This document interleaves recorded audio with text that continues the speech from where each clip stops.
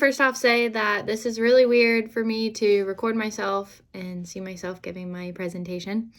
I've never done an online course with you, Lisa, so this is my first time doing it. But this is for LET 2450, Law Enforcement Administration and Supervision. We had to do it on the 15 topics that we found most beneficial within this course. So the first one I found very beneficial was values. Value is an enduring belief that we have in a goal and the action we must take to attain it. Everyone has values. Every single person in the United States, every single person in this world, if you're breathing, you have values. Some example of values are family, leisure time, reputation, position as a police manager, and jogging. People value different things, and people put their values in different orders. The next one is birthplace of values, so it kind of correlates with my last one. So the first category of birthplace values, is imprinting. This happens from 6 to 7 years old, from birth to 6 to 7 years old. Our parents form us and make our foundation. So as we're kids, we watch our parents and we basically want to be like them. Our foundation determines quality and strength of our structure. So our foundation basically forms our structure. The next category is modeling. This is from 7 or 8 years old to 13 or 14 years old. This refers to family, friends, and external heroes in the world among us. So it's people that we would like to be. So as a little kid growing up, you had someone that you looked up to and someone that you wanted to be like, whether it be an astronaut, a police officer, or just like a nurse or something like that. The last category is socialization. That occurs from 13 or 14 years old to 20 years old. This social life becomes primarily friends because you're surrounding yourself around friends and you're spending more time with friends than you are around your family. This intense socialization with our peers produce people with common interests and values who group together for reinforcement. So you basically surround yourself with people that you share the same beliefs with, share the same values with. The next topic I want to talk about is vision. Vision is a compass for maintaining a steady point toward a destination that we really care about. This plays a significant role in moving up in the agency. I believe you have to have a very prominent and a very good vision for the agency and for yourself. And if you don't have a vision, I don't believe that you should be able to move up in the law enforcement field. If you're just there for the pay, you shouldn't be able to move up. The next one I want to talk about is empathy. Empathy is a Greek word. The EM in empathy means N, and pathy, which I find weird saying that, but it means feeling or suffering. It's important in the law enforcement field because we need to seek to understand. We need to understand why you're feeling the way you're feeling and how we can help you. So people generally get empathy and sympathy mixed up. So I made a slide that shows what both definitions are. So empathy is when we place ourselves within the other person to experience his or her feelings as he or she experiences them. And sympathy is a form of agreement or judgment. The next topic I want to talk about is social media and networking. This plays a big, we just talked about this last night, a big role in your work life, in your job. Do not post anything on social media that you know could get you in trouble or you know is not a good look. You, as an adult, you know the standards to social media. You know you're not supposed to share things that are controversy when you get on with a department. And you were told that in the beginning, and I just don't understand how people continue to misuse social media.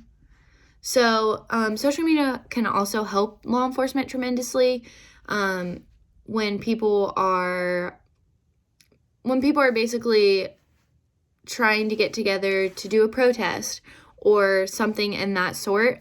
Law enforcement can have a little heads up to be able to know where the location is of the protest, know how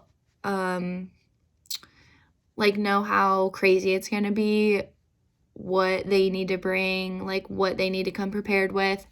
And examples of some social medias is Twitter, Facebook, Instagram, Tumblr, just a lot. There's a lot of social media out there, and I think this generation has become very dependent on social media. And so I think that's why people misuse it a lot, is because they don't think, oh, I'm going to get in trouble because I shared this. Like, yes, you are. So the next thing I want to talk about is PTSD. So PTSD is post-traumatic stress disorder. This is very important and should be known in the law enforcement field, and I feel as though before you become an officer, you should be taught that you can get PTSD from anything. You can get PTSD from going to a scene and seeing a dead body. You can get PTSD from going to a scene and a gunshot going off, and whenever you hear fireworks on the 4th of July, it'll trigger that.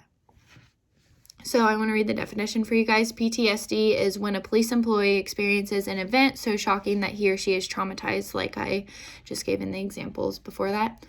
And I found this on a website that I put the references at the end of this slideshow and at the end of my paper. On average, approximately 15% of officers in the U.S. experience PTSD symptoms. That's just symptoms. That's not just PTSD. And honestly, I think that was of May or March of 2018. But I feel as though it's probably a little higher than that. So my next topic kind of correlates, actually it does correlate a lot with PTSD. So I'm going to talk about PTG now. PTG is post-traumatic growth. The military uses this to teach soldiers interactively about 5 elements that are known to contribute to PTG.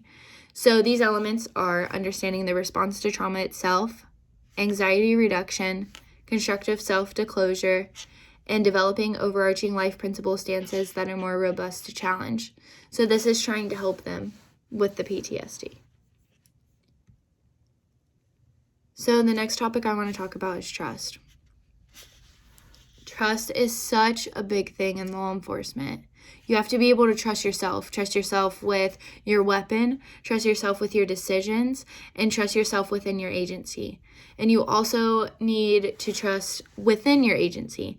You need to be able to trust your agency, the superiors in your agency. You need to be able to trust your peers. You need to be able to trust the other patrolman that's on with you, or patrolwoman that is on with you, and you need to be able to know that they'll have your back no matter what, and they'll be right there when you need them. So trust kind of correlates into my next topic, which is toxic employees, which you cannot trust. A toxic employee is not good for the agency at all. Toxic employees are only looking out for one person, and it's themselves. They do not care about you. They don't care about the agency. They don't care about anything other than themselves. They are so toxic that they are so caught up into themselves. They don't care if what they do affects you. And it only takes one mean-spirited person to disrupt a potentially viable team. So say you have 10 officers. One of those officers is toxic and talking about, he doesn't know that he or she might not know that they're toxic, but they're talking about their toxic traits. And then that passes on to another officer, and then that passes on to another officer. And once you have one toxic officer in your agency, you might as well have, they're all toxic by the end of the day. By the end of the day, they're all toxic. So the next topic I want to talk about is community-oriented policing. I believe that community-oriented policing is very important, especially if you're trying to build trust within your community. It's very important to be involved within your community, whether it's you go to like local school plays, or you just stop and talk to some people like every now and then, or you create a bond with someone. Like, this is all very important for community-oriented policing. And I believe that if you give trust, you get trust. So if you stop and talk every time you patrol, if you stop and talk to someone and you give them your trust, not your full trust, but they think that you give them your full trust, they will give you their full trust. They will trust you and tell you things that they wouldn't tell you if you were just a random police officer walking up to them. I also believe that this helps build relationships with people you never would have thought that you would have built relationships with. So the next two topics correlate with each other, but I'm going to talk about them separately. So the first one is top-down control. This relies on bureaucratic organization to get the mission accomplished. The management is primary, and leadership is a distant second when using this type of governance. I cannot talk today. So there's different categories within this that I explained how top-down control works. So service is managers decide what type of services are best for the community. The community they're basically considered a chore, which I don't believe is right. I don't believe that you should have that type of agency. I don't believe you should have that type of law enforcement. Power is viewed as having clearly defined boundaries and is centralized at the very top of the department. So I believe, reading that and telling you guys about that, it just makes me, like, no wonder some people go on power trips, because it's viewed as top of the department. You're top dog, basically. And so people get power trips and they treat people differently, and it's just not good. I don't think top down is a very good look for your agency or a very good way to coordinate your agency. So the purpose of the department and its divisions is exclusively defined by top management. So then again, top dog, you get to control everything. People love the word control. Control freaks love the word control. They feel as though that means that everybody is under them. And then they get on this power trip. I can go on and on about that. So then achievements and advancements, opportunity to achieve and be awarded is limited to those that daily demonstrate loyalty to the top managers. So the next one is bottom-up empowerment. I absolutely love this concept.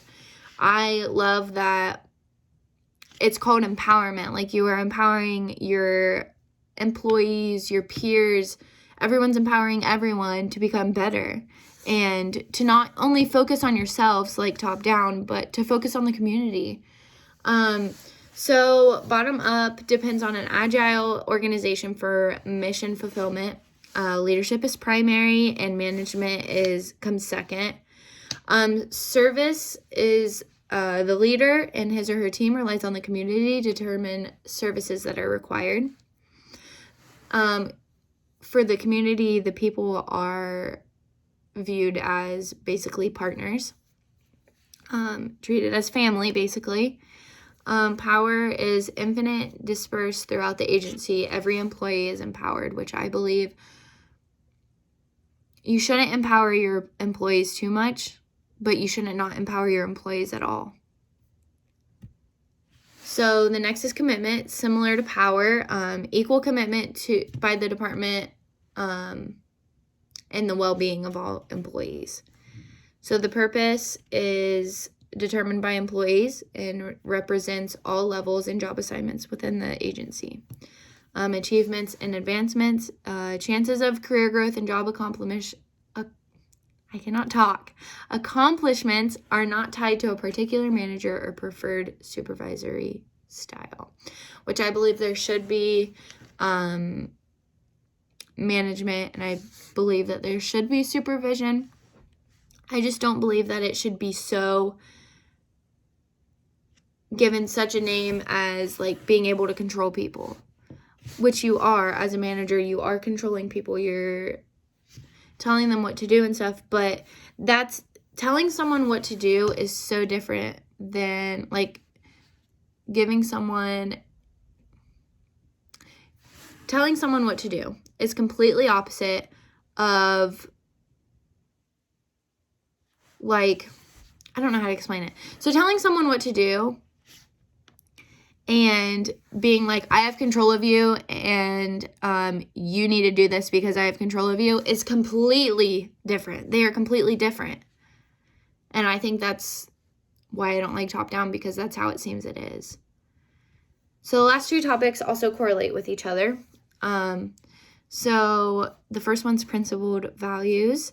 This focuses more on the criminal side of things, focuses mainly on crime rates and victimization rates, and it's actually considered good. So practical values focuses and acts on crime, not just criminals. This reduces crime and fear while increasing the quality of community life. These are a couple categories of practical values. So the second one is champion community participation. This is an old approach, but this isn't an old approach. The old approach is standalone, non-player, and crime control. Now, in this instance, police encourage all community members to fully understand how they can meaningfully impact crime. And then there's assume accountability, which is when a police manager and team hold themselves totally responsible for leading a caring, honest, and effective department that solves real-time problems, which I believe is very important for an agency to take responsibility and tell the community that they know that they're responsible and they're going to get stuff done. And that's the end of my presentation. Thank you for taking the 18 minutes that I took up of your time to watch me give this presentation. Lisa, I hope you have a very good holiday, and I'm sad I won't see you next semester, but I'll still come see you. Thanks, Lisa.